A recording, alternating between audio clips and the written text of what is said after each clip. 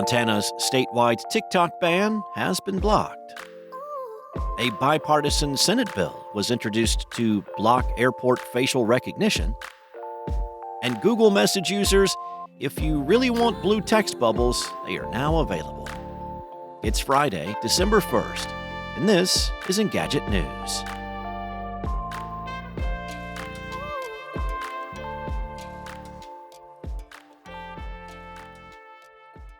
Montana's unprecedented statewide ban of Chinese short video app TikTok was supposed to take effect on January 1st, but as reported by Reuters, U.S. District Judge Donald Malloy issued a preliminary injunction just 1 month ahead to block the ban.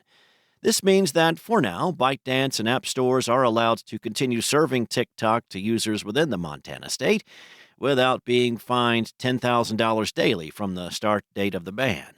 The judge was quoted saying the ban oversteps state power and infringes on the constitutional rights of users, echoing the legal challenge filed by 5 TikTok creators on the day after the bill was signed back in May, as well as another lawsuit filed by the platform's owner, ByteDance, later on in the same month.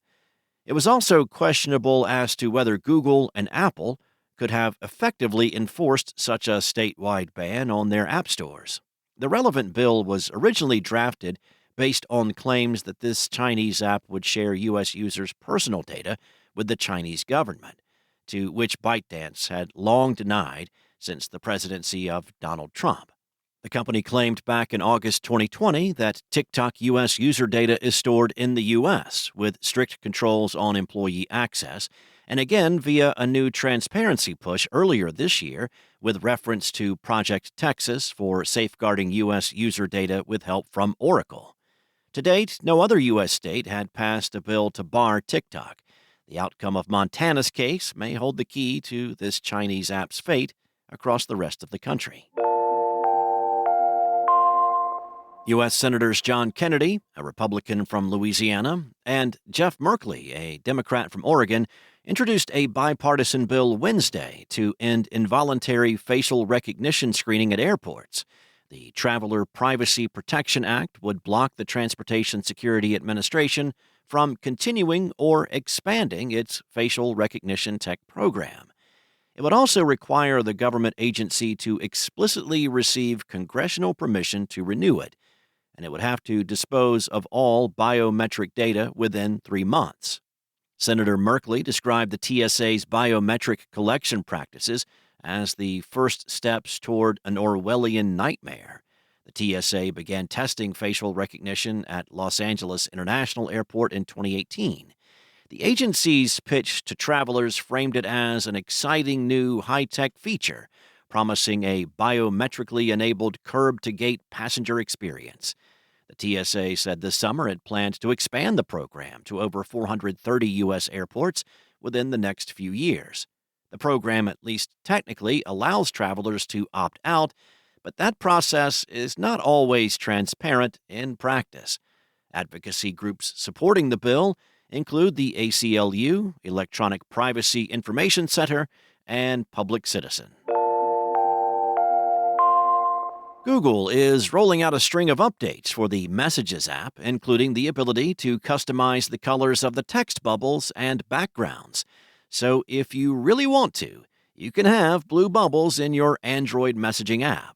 You can have a different color for each chat, which could help prevent you from accidentally leaking a secret to family or friends. Other feature rollouts include Photomoji that can transform photos into reactions with the help of on-device Google AI, meaning you'll likely need a recent Pixel device to use this feature.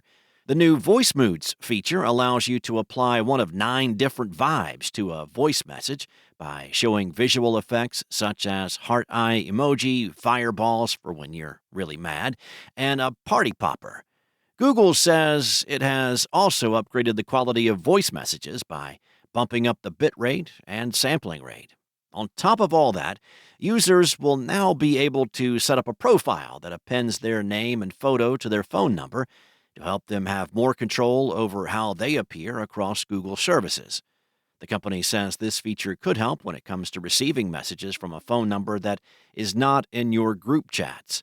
It could help you know the identity of everyone in a group chat, too. Some of these features are available in beta in the latest version of Google Messages.